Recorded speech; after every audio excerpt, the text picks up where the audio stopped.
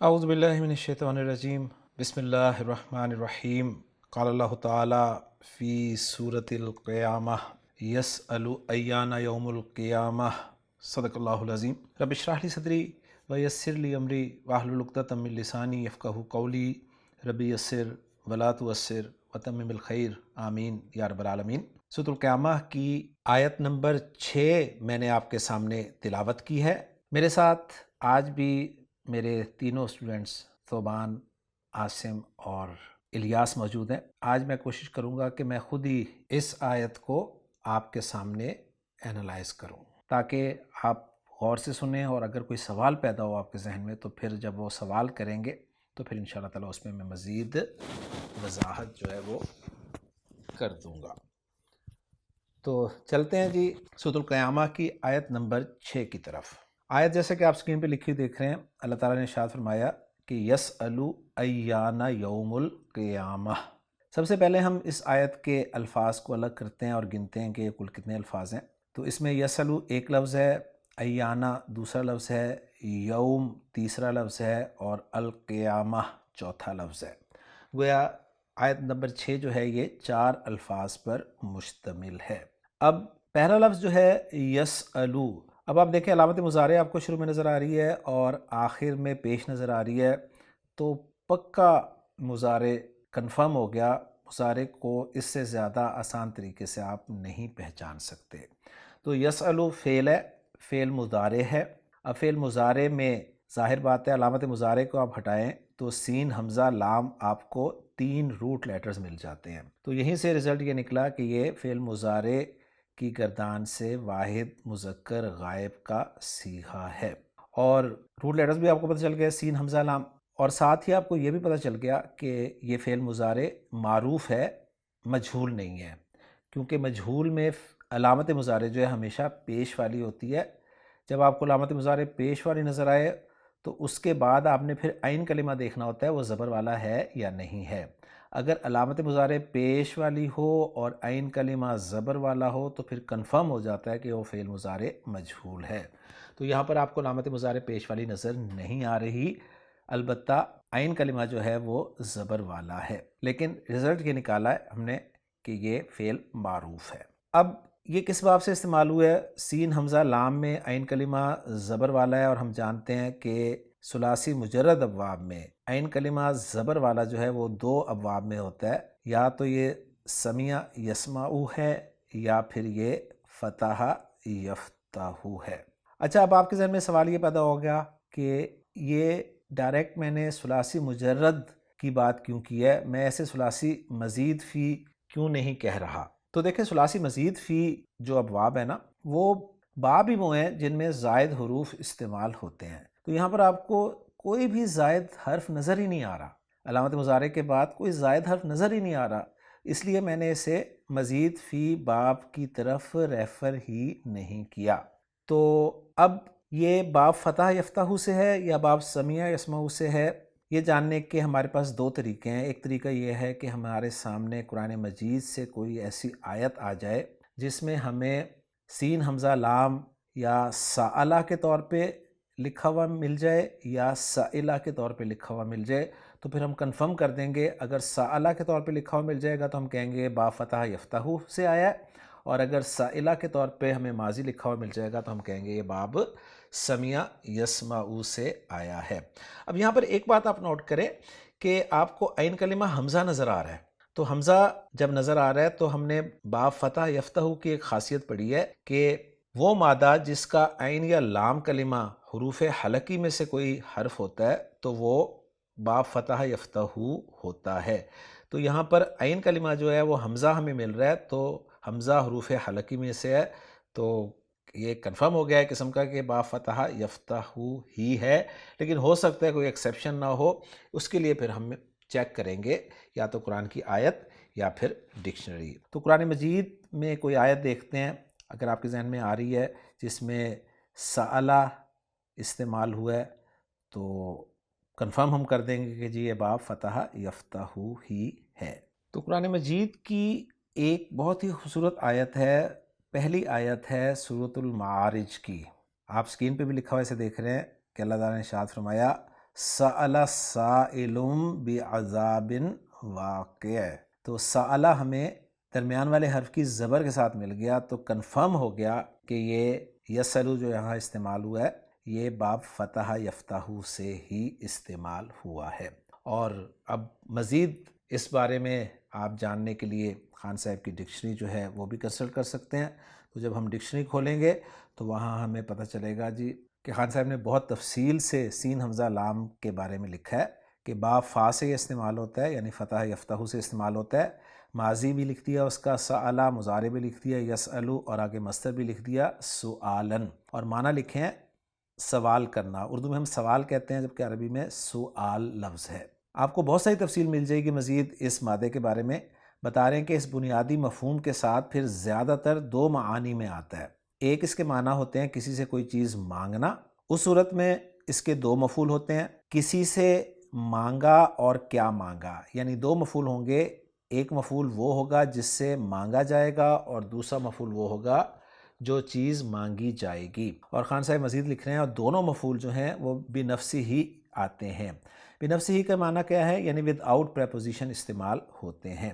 جیسے ایگزامپل وہ دے رہے ہیں سألت اللہ نعمہ، میں نے مانگی اللہ سے ایک نعمت۔ تو یہاں پہ دیکھیں آپ سألتو میں فعل اور فاعل ہے، تو ضمیر مرفوع متصل فاعل ہے، اور اللہ اس کا مفعول اول ہے جس سے مانگا جا رہا ہے، اور نعمہ یہ مفعول ثانی ہے جو چیز مانگی جا رہی ہے۔ دوسرے معنی لکھ رہے ہیں، بتا رہے ہیں کہ کسی سے کسی چیز کے بارے میں پوچھنا، یعنی ایک معنی اس کے ہیں مانگنا اور دوسرے معنی ہیں پوچھنا۔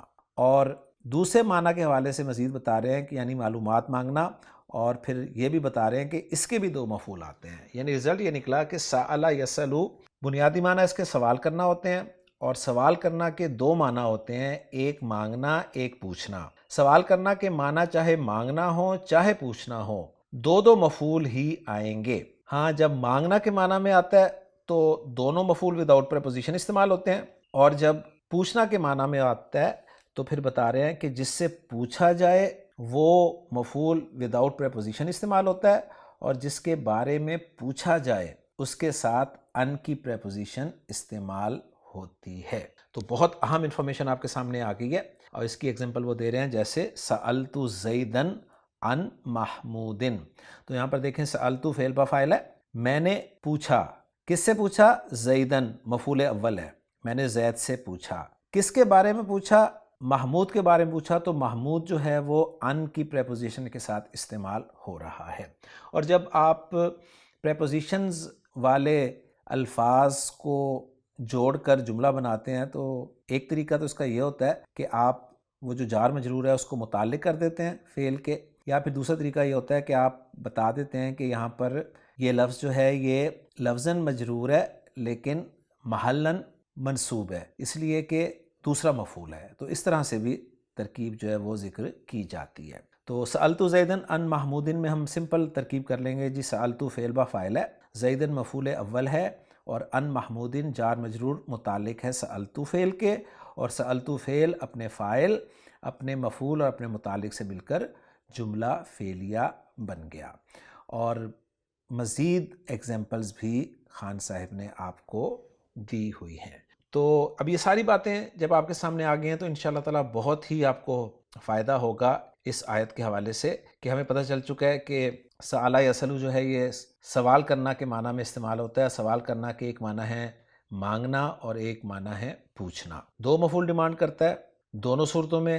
ہاں جب پوچھنے کے معنی میں ہوتا ہے تو جس چیز کے بارے میں پوچھا ہوتا ہے اس کے ساتھ ان آپ کو ملے گا، اور قرآن مجید میں بہت ساری ایگزامپلز آپ کو ایسے ملیں گی۔ جیسے قرآن مجید میں اللہ تعالیٰ نے ارشاد فرمایا یسألونک عن الساعۃ، اے نبی صلی اللہ علیہ وسلم یہ آپ سے قیامت کے بارے میں پوچھتے ہیں۔ تو آپ دیکھیں یسألونک کا پہلا مفعول ہے، اور عن الساعۃ یہ جس چیز کے بارے میں پوچھا جا رہا ہے اس کا تذکرہ ہے۔ اسی طرح یسألونک عن الاہلہ، یہ آپ سے چاند کے بارے میں سوال کرتے ہیں۔ یسألونک عن الشہر الحرام، یہ آپ سے حرمت والے مہینے کے بارے میں سوال کرتے ہیں۔ یسألونک عن الخمر والمیسر، یہ آپ سے شراب اور جوئے کے بارے میں سوال کرتے ہیں۔ یسألونہ کا عن الانفال، اے نبی صلی اللہ علیہ وسلم یہ آپ سے مال غنیمت کے بارے میں سوال کرتے ہیں۔ اسی طرح سورۃ الاحزاب میں اللہ تعالیٰ نے ارشاد فرمایا یسألوک الناس عن الساعۃ۔ اب یہاں پر دیکھیں یسألو فعل ہے، کا مفعول اول ہے اور فعل کے ساتھ اٹیچ ہو گیا کیونکہ ضمیر تھی، الناس فاعل ہے اور عن الساعۃ جس کے بارے میں سوال کیا جا رہا ہے۔ اسی طرح فرمایا یسألونک عن الیتامی، اے نبی صلی اللہ علیہ وسلم یہ آپ سے یتیموں کے بارے میں سوال کرتے ہیں۔ یسألونک عن المحیض، اے نبی صلی اللہ علیہ وسلم یہ آپ سے حیض کے بارے میں سوال کرتے ہیں۔ یسألونک عن الروح، اے نبی صلی اللہ علیہ وسلم یہ آپ سے روح کے بارے میں سوال کرتے ہیں۔ یسألونک عن ذی القرنین، یہ آپ سے ذوالقرنین کے بارے میں سوال کرتے ہیں۔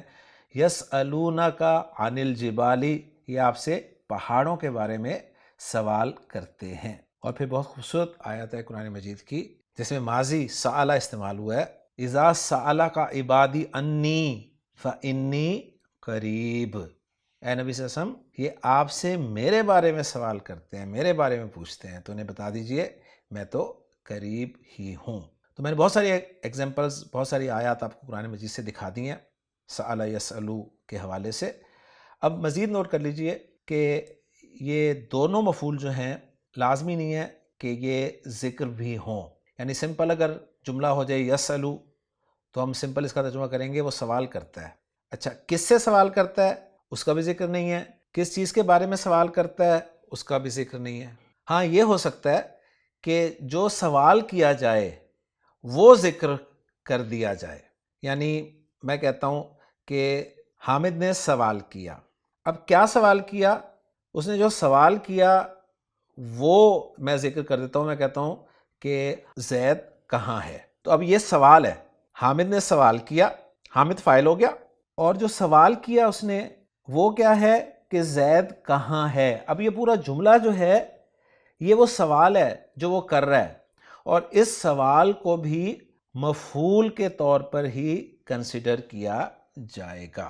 تو یہ ساری تمہید میں نے اس لیے باندھی ہے آپ کے سامنے کہ آپ کو اس آیت میں یہی ملے گا کہ یسألو وہ سوال کرتا ہے یا کر رہا ہے، اب کس سے کر رہا ہے اس کا ذکر بھی نہیں ملے گا، یہاں پہ کس چیز کے بارے میں سوال کر رہا ہے اس کا ذکر بھی نہیں ملے گا، بلکہ کیا سوال کر رہا ہے اس کا ذکر ملے گا۔ تو میں نے بہت تفصیل سے آپ کے سامنے اس فعل کو رکھ دیا۔ تو یسألو ہمارا پہلا لفظ کور ہو گیا جی۔ اب دوسرے لفظ کی طرف چلتے ہیں، دوسرا لفظ ہے ایانا۔ ایانا آپ کو یاد ہوگا، ایانا ہم نے پڑھا تھا جب پہلی مرتبہ ہم نے لسان قرآن کورس میں جملے کو سوالیہ بنانا سیکھا تھا۔ تو جملہ اسمیہ کو سوالیہ بنانے کے لیے ہم نے دو طرح کے الفاظ پڑھے تھے، ایک ہم نے حروف استفہام پڑھے تھے اور ایک ہم نے اسماء استفہام پڑھے تھے۔ اور حروف استفہام میں ہم نے دو ہی حرف پڑھے تھے کہ حروف استفہام ہیں ہی دو، حمزہ اور حل، اور یہ بھی بتایا تھا کہ یہ عام طور پہ ان سوالوں کے لیے آتے ہیں جن کا جواب ہاں یا نا میں دیا جا سکتا ہے۔ اور باقی اسماء استفہام ہم نے پڑھے تھے بہت تفصیل سے، اور یہ بھی بتایا گیا تھا اس وقت کہ اسماء استفہام ایسے سوالوں کے لیے استعمال ہوتے ہیں جن کا جواب ہاں یا نا میں نہیں دیا جا سکتا۔ حروف استفہام جو ہیں وہ جملے میں کوئی حصہ نہیں بنتے، یعنی جملے کا حصہ نہیں بنتے، جبکہ اسماء استفہام جو ہیں وہ جملے کا حصہ بنتے ہیں۔ جملے کا حصہ بنتے ہیں کا کیا مطلب ہے؟ یعنی اسماء استفہام یا جملہ اسمیہ میں استعمال ہوں گے یا پھر جملہ فعلیہ میں استعمال ہوں گے۔ اب اگر جملہ اسمیہ میں استعمال ہو رہے ہیں اسماء استفہام تو کیا وہ مبتدا بنیں گے یا خبر بنیں گے؟ اگر اسماء استفہام جملہ فعلیہ میں استعمال ہو رہے ہیں تو جملہ فعلیہ میں اسماء استفہام کیا بنیں گے؟ مفعول بنیں گے یا کیا بنیں گے؟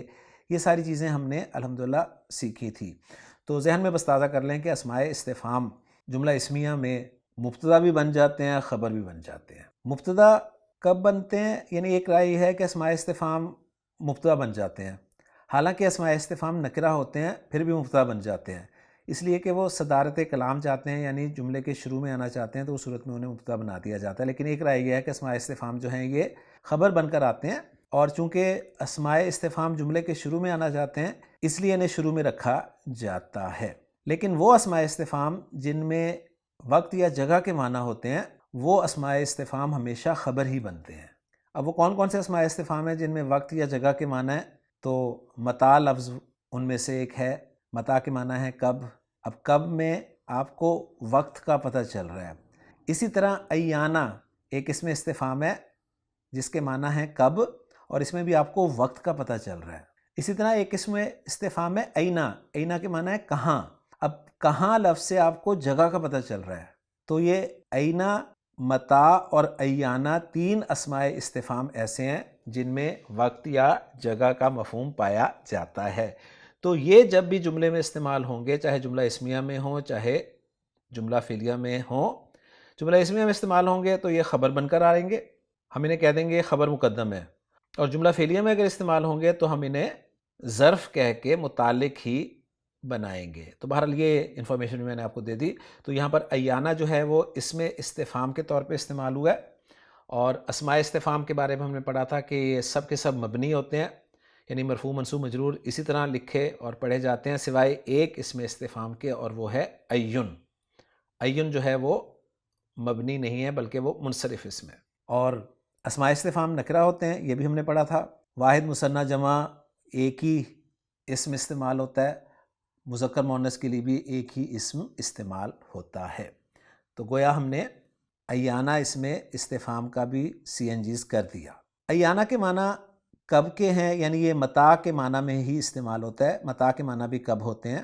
فرق دونوں میں نے لسان قرآن کورس میں آپ کو بتا دیا تھا کہ ایانہ سے کسی خاص چیز کے بارے میں سوال کیا جاتا ہے، جبکہ متا سے خاص چیز کے بارے میں بھی سوال کیا جا سکتا ہے اور عام چیز کے بارے میں بھی سوال کیا جا سکتا ہے. یعنی متا عام ہے اور ایانہ خاص ہے.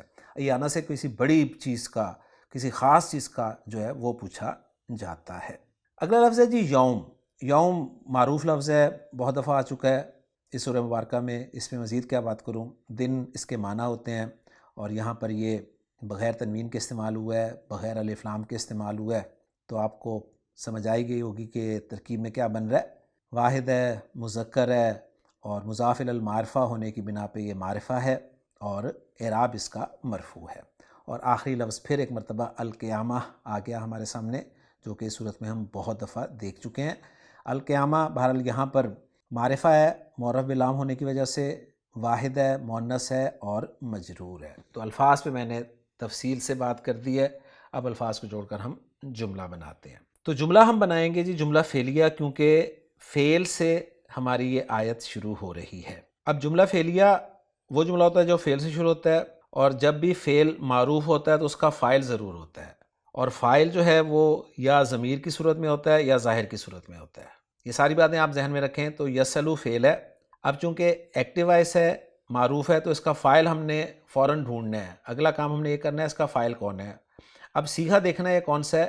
اگر یہ گردان میں سے صیغہ نمبر 1 اور 4 کے علاوہ ہے تو فاعل لازماً ضمیر ہے، اور اگر 1 اور 4 ہے، 1 یا 4 ہے، تو فاعل ضمیر بھی ہو سکتا ہے اور آگے ظاہر بھی ہو سکتا ہے. ظاہر کیسے پتہ چلے گا؟ اگر ہمیں آگے کوئی مرفوع اسم نظر آ جائے گا. اور یہ بھی نوٹ کر لیجئے گا کہ مرفوع اسم اس کے لیے فاعل بن بھی سکتا ہو. یہ نہ ہو کہ آپ آگے کوئی بھی مرفوع اسم دیکھ کر تو اسے فاعل بنا دیں، ایسا بھی نہیں ہوگا. اس مرفوع اسم کو آپ نے اس کے لیے فاعل بنا کر دیکھنا بھی ہے. تو یسلو فعل ہے، فعل معروف ہے، پہلا صیغہ ہے، تو اس کا فاعل آگے آ سکتا ہے. آگے ہم نظر ڈالیں تو ہمیں یوم کا لفظ مرفوع نظر آ رہا ہے. اب ہم دیکھتے ہیں کیا یوم جو ہے یہ یسلو کے لیے فاعل بن سکتا ہے؟ تو بالکل نہیں بن سکتا. اگر ہم بنائیں تو ترجمہ کیا ہوگا؟ قیامت کا دن سوال کرتا ہے. تو قیامت کے دن تو سوال کر ہی نہیں رہا. تو رزلٹ یہ نکلا کہ یسلو کا فاعل جو ہے وہ ضمیر ہے، ہوا ضمیر مرفوع مستتر اس کا فاعل ہے.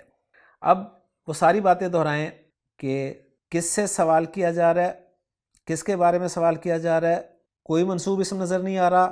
آپ کہیں گے جی ایانہ منصوب ہے. تو ایانہ تو مبنی ہے بھئی، مرفوع بھی ایسا ہی ہے، منصوب بھی ایسا ہی ہے، مجرور بھی ایسا ہی ہے. تو فوراً زبر دیکھ کے آپ نے فیصلہ نہیں کر دینا کہ یہ منصوب ہے. اگر آپ اسے منصوب مان لیں تو ترجمہ نہیں بنتا کچھ کہ یسلو ایانہ، وہ سوال کرتا ہے کب کا. کب کا سوال کرتا ہے؟ یہ تو کوئی بات نہ ہوئی. تو رزلٹ نکلا کہ نہ اس کا پہلا مفعول ہے اور نہ اس کا دوسرا مفعول ہے جس کے بارے میں سوال کیا جا رہا ہے، بلکہ آگے ایانا یوم القیامتی ایک پورا جملہ ہمیں مل رہا ہے، اور وہ جملہ سوال ہے جو وہ پوچھ رہا ہے۔ اب اس سوال کو ہم انالائز کرتے ہیں، وہ سوال ہے ایانا یوم القیامتی۔ تو اب ہم اس کو انالائز کر رہے ہیں جی۔ یہ جملہ اسمیہ ہے ایانا۔ اب میں نے آپ کو بتایا کہ ایانا ان اسماء استفہام میں سے ہے جس میں وقت یا جگہ کا مفہوم ملتا ہے، تو اس میں وقت کا مفہوم مل رہا ہے، تو اس کو ہم خبر مقدم بنا لیں گے، اور یوم القیامتی مضاف الیہ کر کے ہم مبتدا مؤخر بنا دیں گے۔ تو اب آپ کو پتہ چل گیا ہوگا میں نے جملہ اسمیہ کیوں کہا ہے، کیونکہ فعل تو ہے نہیں اس میں کہ میں اس جملہ فعلیہ میں اسے لے کے آؤں، تو اس لیے میں نے اسے جملہ اسمیہ بنانے کی کوشش کی ہے۔ تو ایانا ہم کہیں گے جی محلن مرفوع خبر مقدم، اور یوم القیامتی مرفوع مبتدا مؤخر، اور مبتدا مؤخر اپنی خبر مقدم سے مل کر جملہ اسمیہ ہو کر محلن منصوب مفعول بن رہا ہے یسألو فعل کے لیے۔ اب اس جملے کو میں نے محلن منصوب کیوں کہا ہے؟ اس لیے کہ جملہ جو ہے گرامر والوں کے نزدیک مبنی کنسیڈر کیا جاتا ہے، جملہ نکرہ کنسیڈر کیا جاتا ہے، جملہ مبنی کنسیڈر کیا جاتا ہے۔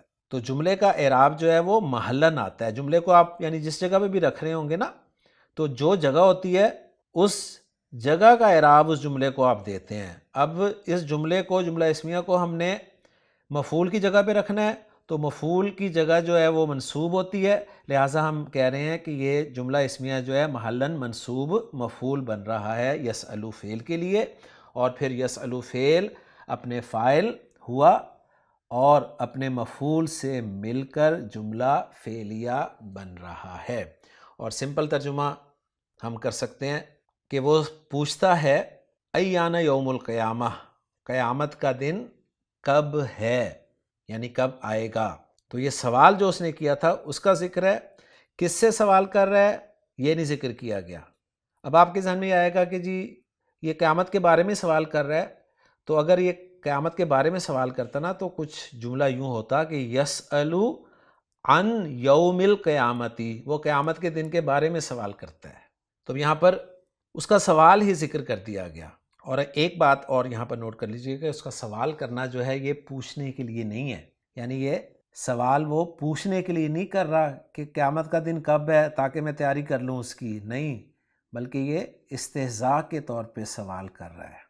جب آپ کسی کو خبردار کرتے ہیں نا اور وہ آپ کی بات ماننے کے لیے تیار نہیں ہوتا، اور آپ اسے کہتے ہیں کہ ایک دن ایسا آئے گا جب تمہیں پتہ لگ جائے گا، تو پھر وہ آگے سے کہتا ہے ہاں بھی وہ دن کب آئے گا، تو اس انداز میں وہ سوال کرتا ہے۔ تو الحمدللہ جی میں نے پوری تفصیل کے ساتھ، بہت تفصیل کے ساتھ آپ کو سورۃ القیامہ کی آیت نمبر 6 گرامیٹیکلی انالائز کروا دی ہے۔ امید ہے آپ کو سمجھ بھی آ گئی ہوگی، کوئی سوال بھی نہیں پیدا ہوا ہوگا۔ کیوں بھی صوبان، عاصم، الیاس، کوئی سوال تو نہیں پیدا ہوا نا؟ الحمدللہ نہیں پیدا ہوگا انشاءاللہ تعالی، اور باقی جو دیکھ رہے ہیں اس لیکچر کو ان کے ذہن میں بھی کوئی سوال پیدا نہیں ہوگا انشاءاللہ تعالی۔ اس سورہ مبارکہ کو میں اس انداز میں آپ کے سامنے انالائز کروں گا کہ انشاءاللہ تعالی کوئی بھی سوال آپ کے ذہن میں پیدا نہیں ہوگا۔ تو آج کے لیے ایک آیت ہی کافی ہے۔ انشاءاللہ تعالی اگلے لیکچر میں سورۃ القیامہ کی اگلی آیت کے ساتھ آپ سے ملاقات ہوگی۔ اجازت دیجیے۔ سبحانک اللہم و بحمدک، اشہد ان لا الہ الا انت، استغفرک و اتوب الیک۔